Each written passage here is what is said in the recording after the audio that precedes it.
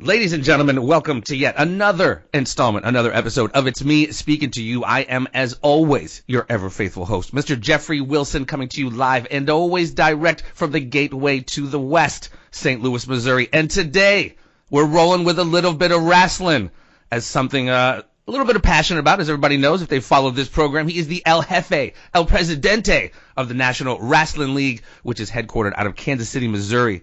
And they run a couple shows each week, one out of Kansas City and one out of St. Louis. And I've been to the one in St. Louis, and it is a banger. Ladies and gentlemen, welcome to the program, Mr. Major Baisden. How are you, my friend? Doing good. How are you? I am doing fantastic, man. Every day above ground is a good day, my friend. A good day. That's very true. So I've been a couple times, man. I went and checked out the show here in St. Louis. This is kind of a new operation you have going here. If you don't mind, I always kind of like to do the story arc of where you were, where you're at, where you're going. So as a fan, obviously, of professional wrestling, where did it come from, man? Where did it bite you, and how did that morph into you starting your own wrestling promotion?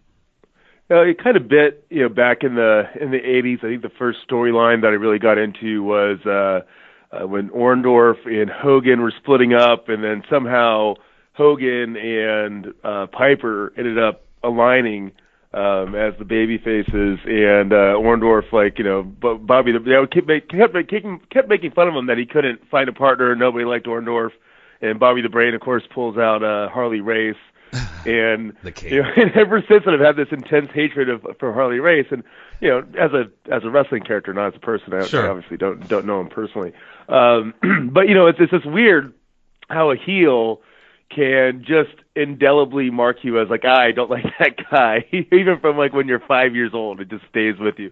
Well, that's what Roddy Piper was a master of. You brought up Roddy Piper. Yeah, he was a master heel, and Orndorff was another one.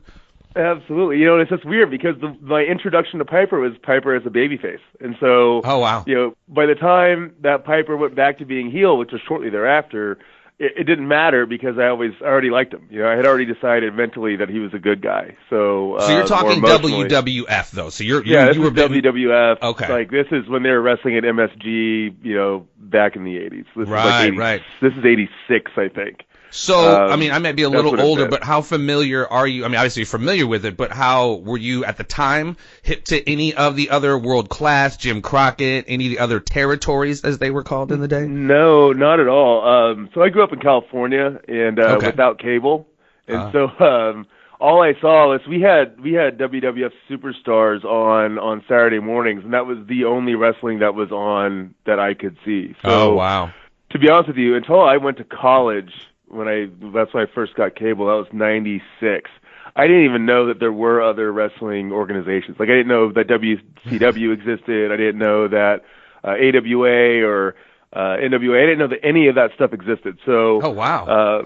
I never was into any of that. Sure.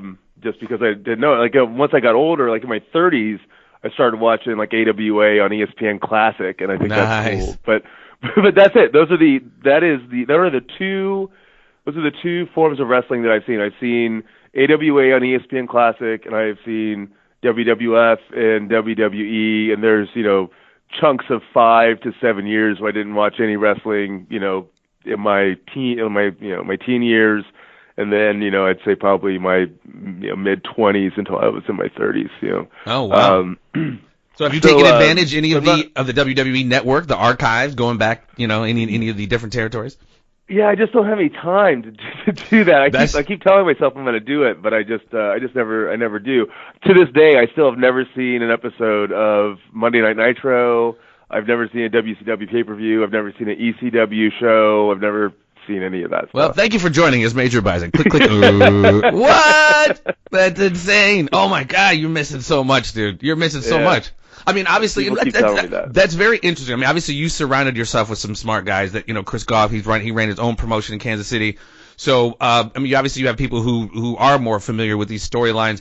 Is that where do you draw from those people whom, obviously, I don't know, how integral are you with the story, if you will, having not known, you know what I mean? Some of the Yeah, no, I hear you. Yeah, certainly, I'm not I would not be qualified to represent myself as a smart mark or anything like that, and I certainly don't envision myself as like the lead booker.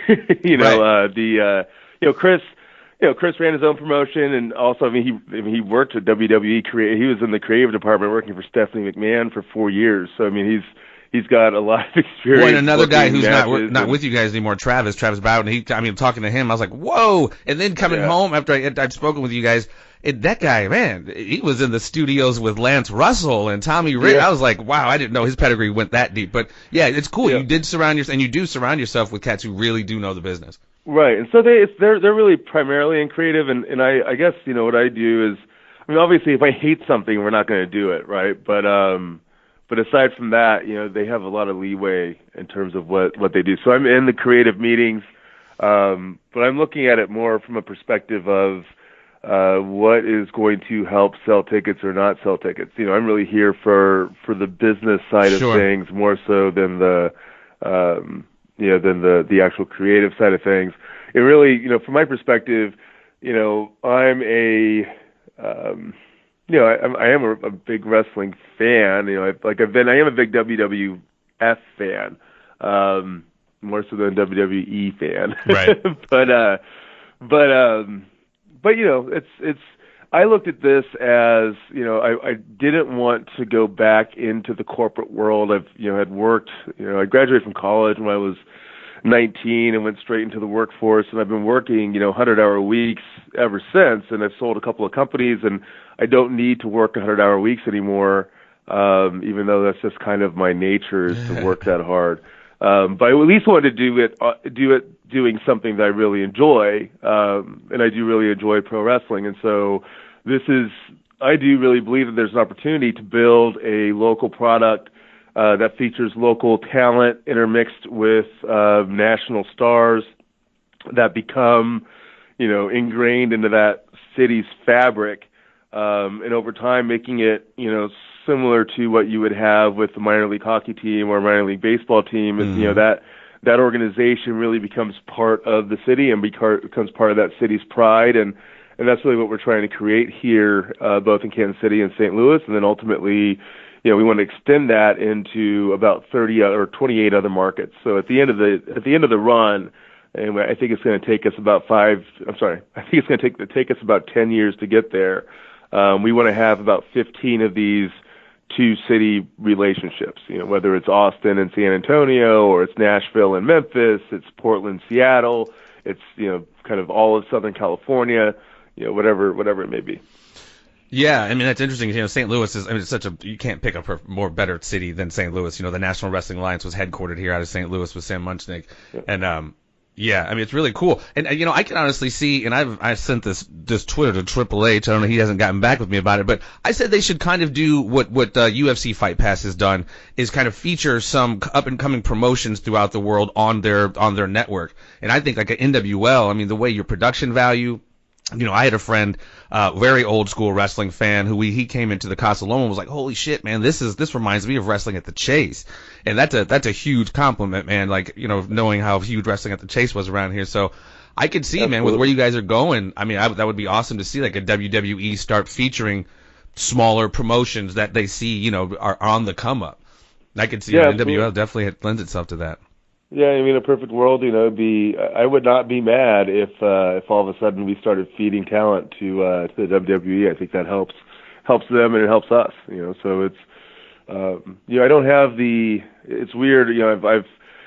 The other promoters I've encountered in the business, generally fall into one of two categories. They're either, kind of hoarders where they just want to keep their own stuff and they don't want to have anything to do with you, or they are extremely, cooperative and want to help you, and are, they have the view that I do, which is, the more people we get buying tickets to go see pro wrestling, the better it is for everybody. Right.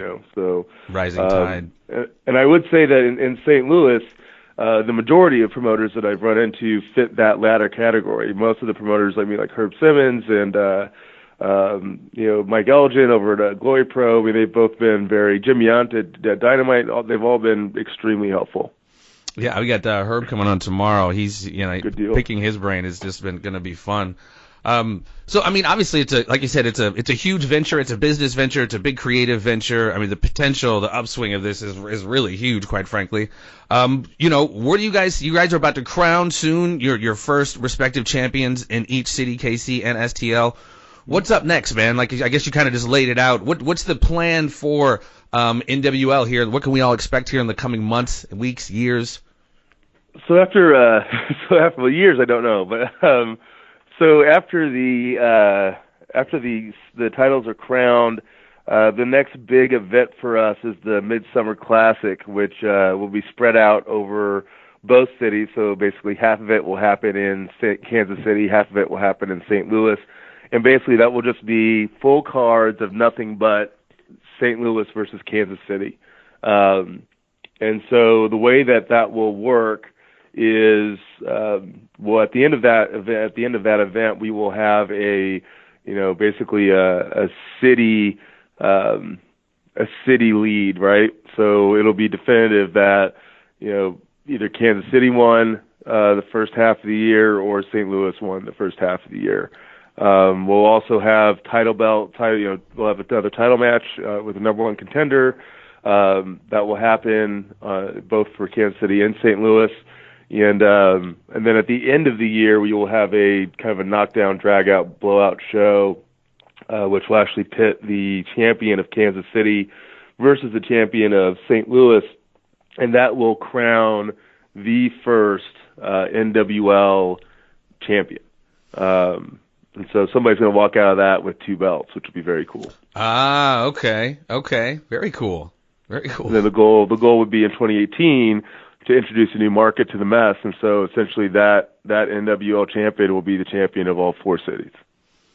Very cool, very cool. Well, something you would mention, and I kind of had thought about it before. I know people say the territory days will never come back, and you were speaking on some of the promoters around here. On some of them aren't very cooperative, very hoardish, and I know that's kind of the business in general. Everybody's kind of very selfish. I've noticed some people anyway. Like I said, in St. Louis, generally everybody's been very receptive and very helpful. Yeah, and the consensus and the feedback, I've heard really nothing but good things. Do you see, going back to the territory days, if you wanted to work Memphis for a couple weeks and then go down to Georgia, do you envision just enter the name XYZ character from SICW or Dynamo walking on or doing a stint there or vice versa? It's something that we've mentioned kind of in passing. I don't know if that would work or not. Per what you said, I think it would create more people just buying more wrestling. People would just start watching everybody's product more. Yeah, which I think is good. I think it's really a matter of with us, the challenge that we have is the frequency, and so it would have to be kind of a showcase match, right? And so I think the way that would work, at least the way I envision that working, is that I could see us doing something where we put on like a co-promoted show, right? Where it is, say it's NWL and SICW putting on a show, something like that. I could see something like that happening. And would that not have to build through? If that were ever to happen, that'd be cool. Would that not have to build through individual appearances, or would you just straight out of the box SICW co-promotion with whatever? You know what I mean? Yeah. To just kind of to tease it, build it. Yeah, I think I guess the kind of, if I could envision or guess what, Chris or Matt or some of the other guys around the office, they would probably say, yeah, you got to tease that, and just what you're suggesting. From my background, I would say, no, you do it, and you promote that event as being a special event, and you don't really want to, tease it too much, because people want to go see what it would be like if a Sean Vincent took on a Matt Grundy, whatever. Okay, right? So this enters you not having ever seen any Nitros. Some of the best shit ever. Best shit ever was when Scott Hall showed up after he contract was done with WWE, or Lex Luger or Kevin Nash. People were like, whoa, WTF, is this totally not an invasion angle like that, but just having cats come in, just creating a buzz, I think. You know what I mean? If you go back to some of that, and obviously that took time to kind of develop that whole storyline, that to me, as I was however old I was, grown ass man watching that, is this supposed to be happening? This isn't supposed to be happening. And that's that kind of moment that you kind of So anyway, I mean, I totally dig that, and I can definitely see. Although us talking about it just kind of ruined it, didn't it? Didn't we just F that all up there? Yeah, no. Everybody's probably listening like, shut up, you guys! It can still be done. I'm still learning the various etiquette and rules of what you can say and can't say, and when the you old can and can't say kayfabe, man, the old kayfabe. I tell you what, Des Wellston, as he's known in NWL, and him and Letterman, I'm just like, they kind of hang out after the matches and are just around. I'm like, I don't like this. I don't like that I can see you guys. I don't want to, you know what I mean? I want us to be just like, where are they? Look through the curtain. Can you see them? I don't know. That's me, because that psychological aspect of it, I don't know. You want to do all you can to keep that suspension of disbelief. We all know it's entertainment, but. Absolutely. I think that I do think this is more than entertainment. I mean, like Maverick got a pretty bad concussion, last show. He had a guy in Kansas City split his head open on a ring post, on Saturday, but and there is, I look at these guys after matches and they've got, literally boot treads on their faces, so it's not, it's entertainment, but there's some stiff stuff going on out there.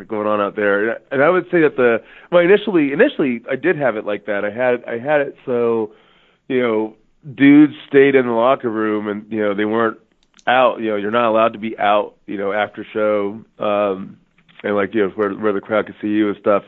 And a lot of the, legacy Metro Pro fans, which was the local indie promotion in Kansas City that we acquired, and a lot of the St. Louis Anarchy fans, which was the St. Louis equivalent, were really butthurt about it. Well, butthurt's not the right word because that's got a negative connotation to it, but they were upset because they were used to being able to interact with the with the wrestlers, and so. So we changed it, and so which is what the intermission's for. That's what the intermission's for, is that whole interaction. Yeah, but there's also the ones that kind of stay out. I think if from my perspective, if you're a Fight Club member, and you take advantage of that deal, we don't kick you out right after the show.